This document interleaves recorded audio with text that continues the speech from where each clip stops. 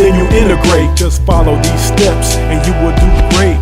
First you separate and then you integrate. Just follow these steps and you will do great. First you separate and then you integrate. Just follow these steps and you will do great. Tis the season to be serving.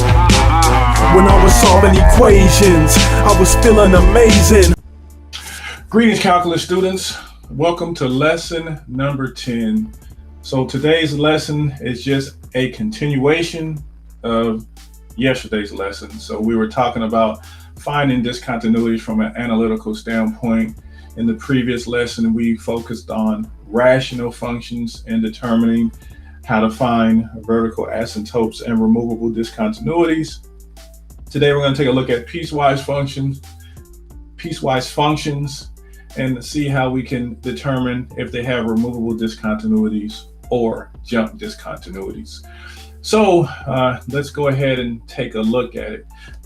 So I do want to briefly review what we kind of looked at in the previous lesson, and that was if we had some rational function, we can factor it. In fact, let me provide some rational function while I'm talking. So we had some rational function.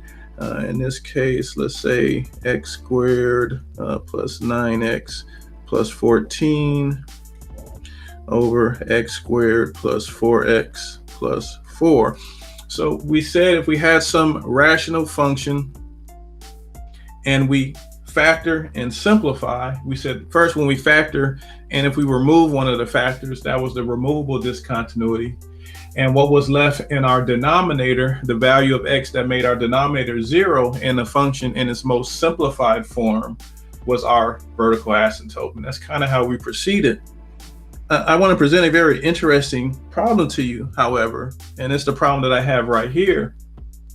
And in terms of determining what's the vertical asymptote and removable discontinuity. So I just want to go through the process of what we went through yesterday and see what you think about the vertical asymptote and the removable discontinuity for this particular problem. So let's factor, and this will be x plus 7 times x plus 2 in the numerator and x plus 2 times x plus 2 in the denominator.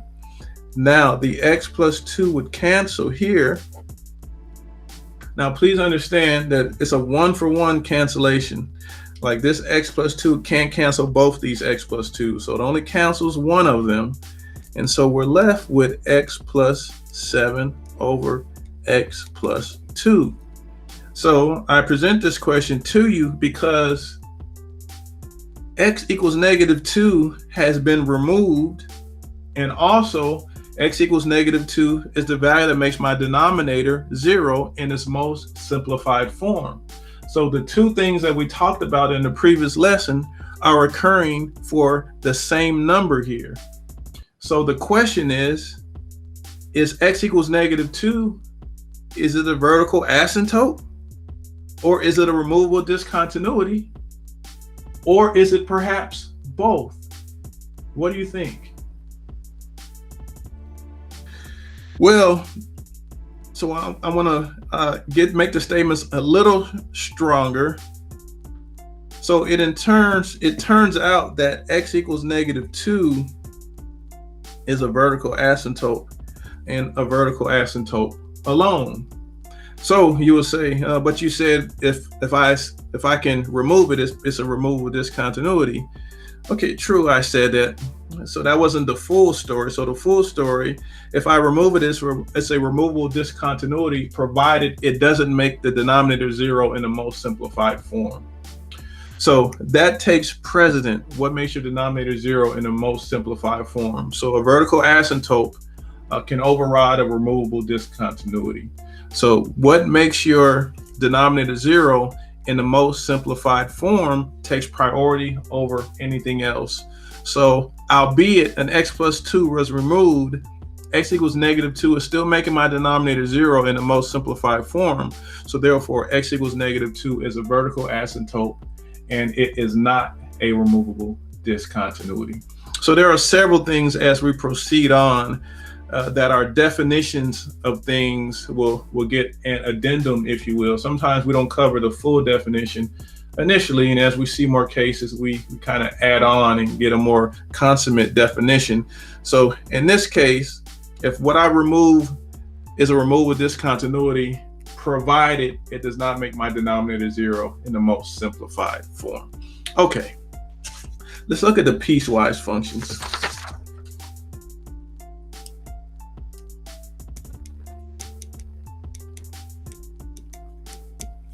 And their discontinuities.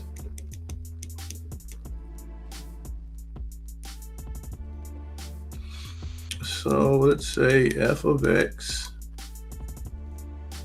is x squared plus 1, provided x is less than 2, and 3x plus 2, provided x is greater than or equal to 2. All right, so a piecewise function, is going to consist of 2 or more pieces. Primarily, we're going to look at piecewise functions that have 2 pieces, but sometimes we'll look at piecewise functions that have 3, and even more rarely that have more than 3. You should be familiar with the graph of these functions to understand what type of discontinuities that they may have. Now, I need to say this, that if indeed this function has a discontinuity, it's going to occur at this point where we're making these provisions for x. So if it indeed has a discontinuity, it's going to be at x equals 2, provided the pieces are well-behaved functions. And these pieces are well-behaved functions. These pieces are polynomials. And what you know right now, that polynomials and trigonometric functions are well-behaved functions. We discussed that in a prior lesson. So these are well-behaved functions, meaning these functions by themselves, standalone functions, are continuous from negative infinity to infinity. So these functions by themselves are continuous.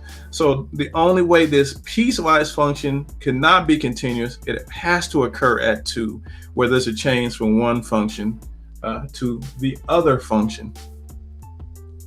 And if that change, meaning when x equals 2, if these functions aren't equal, there's going to be a discontinuity. In fact, if you remember those continuity questions where you're trying to find a value of k, and remember the procedure is you set these 2 functions equal to each other, you plug in the value for x and solve for k. What you're doing is you're trying to make these 2 functions equal each other when x is equal to this value. If that's the case, those functions are continuous. So if when x equals 2, if these functions equal the same number, then they're going to be continuous at x equals 2. They don't. So, when x equals 2, this function here is 5. And when x equals 2, this function is 8. So they are not the same. But if they were, then they would actually be continuous at x equals 2. But the only opportunity for them not to be continuous would be at x equals 2. So all other points it would be continuous. So let's kind of graph this and kind of analyze what type of discontinuity occurs here. And so these are functions you should know the graph of. This is a parabola with a vertex at 0, 1, and this is a line with a y-intercept at 2 and a slope of 3. So let's pull our graph out. So let's get our little Cartesian plane here. So let's see what numbers we're going to need. We're definitely going to need a value at 2. And when this guy is 2, it's 5. 1, 2, 3, 4, 5. And when this guy is 2, it's 8. 6, 7, 8. So we'll need that. And let's see what else values we're going to use. So I'm going to graph this function. And so this function only corresponds when x is less than 2. And it's a parabola with a vertex at 0, 1. So I can definitely graph this side of the parabola. Now this side of the parabola is going to stop when x equals 2. And when x equals 2, its value is 5. So 1, 2, 3, 4, 5. So right here, and I'm putting an open circle there because it just says less than 2. If it said less than or equal to 2, it would be a closed circle. But since the 2 is not concluded for this piece value at 2 is going to have an open circle. So there's that graph. Now, once we get to 2 and value is greater than 2, then we hop on this graph. So now we're on this graph, and when x is 2, this graph equals 8, and it's greater than or equal to 2, so there's going to be a closed circle there on 8. And I should have given myself more room for this graph, and I apologize for not doing so, but it's going to continue on this line that has a slope of 3, so please forgive me for including my graph to go through this function. Well, I won't. I'll graph it. I'll graph it on another sheet, but it won't be as particular. So this will be more of a sketch. So we have this action. We have this open circle. Then right here at 8, we have this, and then we have a line with a slope of 3, continuing on. Okay, so this is what the graph looks like. And again, this value is when x equals 2. So what does that look like to you when x equals 2? What type of discontinuity is that? And you should say it's a jump discontinuity. I could have just said jump. You know it's a discontinuity. So we're going to get our jump discontinuities from piecewise functions. Now we get them from piecewise functions that have these less than or greater than symbols, because those type of piecewise functions give us 2 different graphs that if the 2 functions aren't equal on this particular point, the point that gives you the provision in the graphs, then there's going to be a jump there because there's going to be a difference in values. So these type of functions are always going to give us jumps. So when I say these type of functions, piecewise functions with less than and greater than symbols are going to give us a jump, provided that the 2 pieces aren't equal when x equals this value. So let's see what happens when it's a piecewise function, and instead of less than and greater than symbols, we have equals and not equal symbols. So I will actually use the same 2 functions. I'll use the same 2 functions. So let me remind myself of what they are. So f of x is x squared plus 1. And let's say provided x is not equal to 2, and 3x plus 2 provided x equals 2. And we're going to see what type of discontinuity this brings. Now, if you think about something we said in the previous lesson, and if you understand what this is saying, and sometimes, people have a misconception about what's going on here. So they see 2 functions, and they see one is where x equals 2, and one is where x is not equals 2. And a lot of people have a proclivity to think that this second piece is the most important piece because it's the one with the equals 2 part. Well, that's wrong. It's the most insignificant piece. This is by far the most significant piece because this piece represents an infinite number of values. That is all values except for 1, except when x is 2. Every other value in the universe, this function is the whole function. The only time I'm going to use this function for this piecewise function is at one particular point, x equals 2. That's it. Just one point, x equals 2. I'll use this piece. I'm going to use this piece for all other numbers. And again, that's an infinite number of numbers. So if you think about that, so when I graph this function, I'm essentially going to be graphing a graph of x squared plus 1, except when x equals 2. Then I'm going to have a different value coming from this particular graph. What type of discontinuity do you think we're going to get from that? Do you think it's going to be a jump?